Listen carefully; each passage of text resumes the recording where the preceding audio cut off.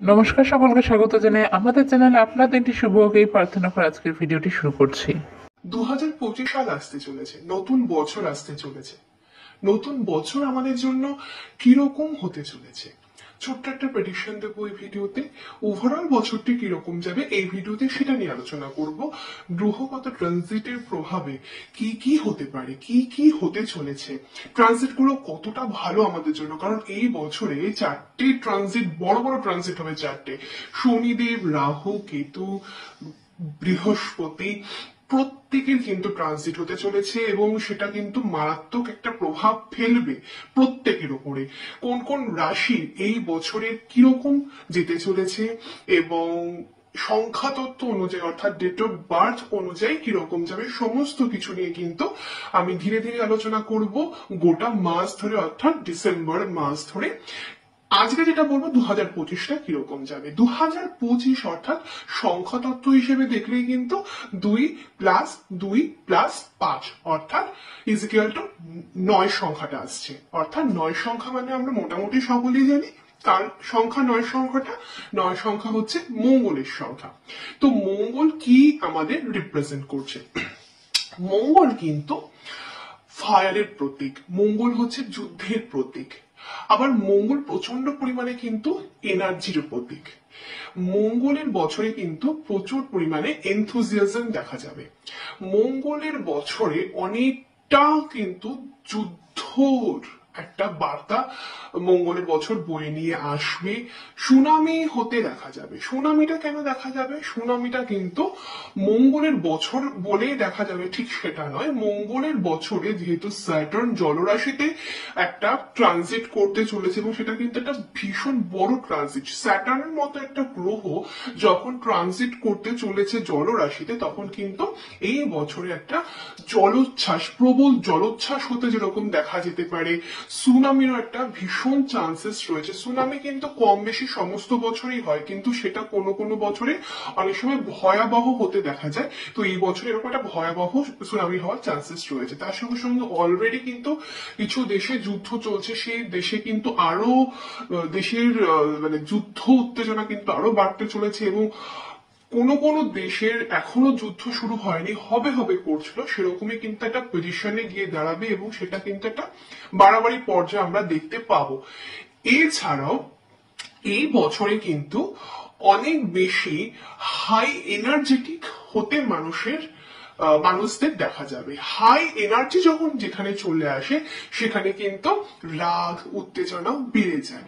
তো এই বছরটা আমাদের উত্তেজিত করতে ভীষণ ভাবে প্রভোগ করবে, সেটাকে আমাদের খুব সামলাতে হবে। এই বছরটাকে না বুঝতে হবে, এই বছরটা ভীষণ একটা হাই এনার্জেটিক বছর হতে চলেছে। কিন্তু এই এনার্জিটাকে যদি আমরা পজিটিভলি নিতে পারি তাহলে কিন্তু আমাদের সাকসেস আটকায় কে। কারণ যদি সাকসেস পেতে হয় তাহলে এনার্জির ভীষণ প্রয়োজন, সেটা কিন্তু পজিটিভ এনার্জি। তো এই পজিটিভ এনার্জিটাকে যদি আমরা গ্রহণ করতে পারি তাহলে ভালো। আর নয়তো কি হবে, ফায়ার, ওয়ার, এই জিনিসগুলো যখন আমাদের মধ্যেও কানেক্ট হবে, অর্থাৎ যখন আমাদের মধ্যে ক্রোধ উত্তেজনা বাড়বে এবং অনেক বেশি উগ্রতা বাড়বে, সেটাকে যদি আমরা হ্যান্ডেল করতে না পারি তাহলে কিন্তু সেখানে সমস্যা।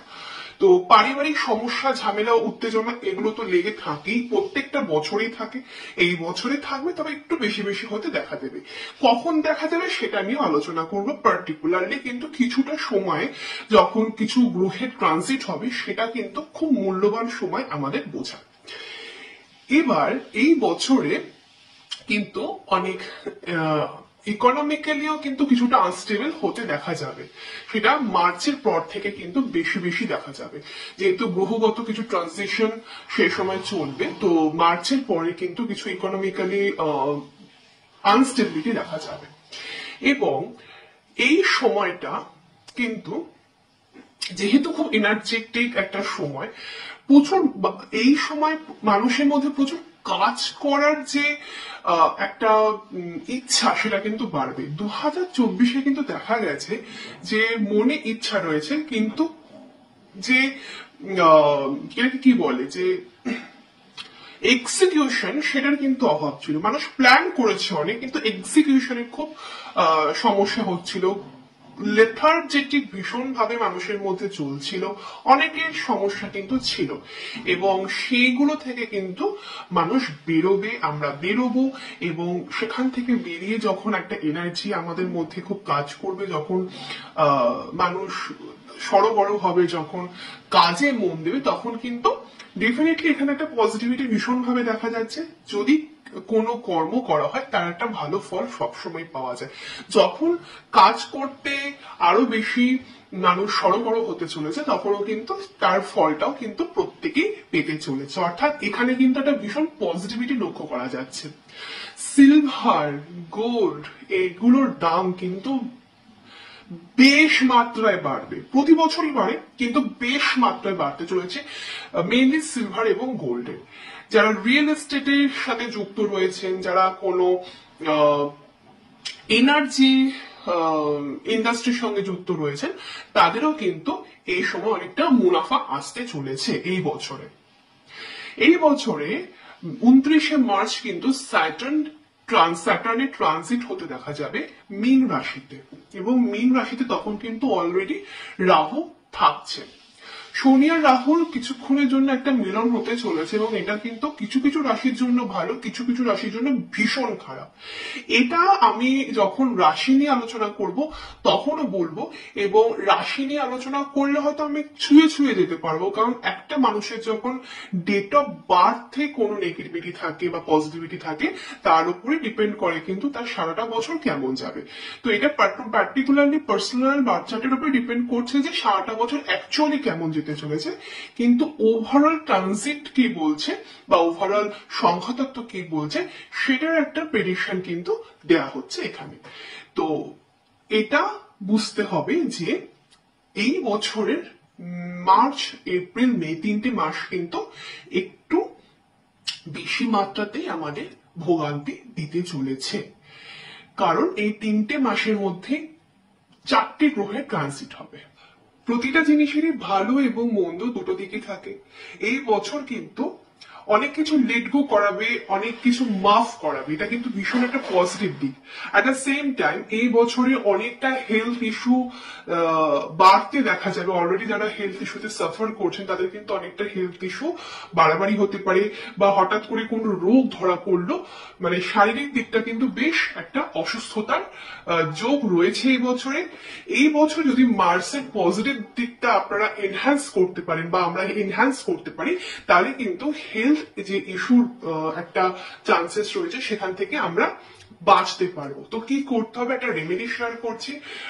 যদি পসিবল হয় তাহলে খালি পায়ে হাঁটতে হবে, নয়তো জুতো পায়ে দিয়ে হাঁটতে পারেন 15 মিনিটস, কিন্তু খুব জোরে যদি আমরা প্রতিদিন ওয়াক করতে পারি 2025 ইয়ারে, তাহলে কিন্তু আমরা মঙ্গলের পজিটিভ এনার্জিটাকে কানেক্ট করতে পারবো, এবং যে শরীর খারাপের একটা চান্সেস রয়েছে সেটাও কিন্তু সেখান থেকে আমরা নিজেকে বাঁচাতে পারবো।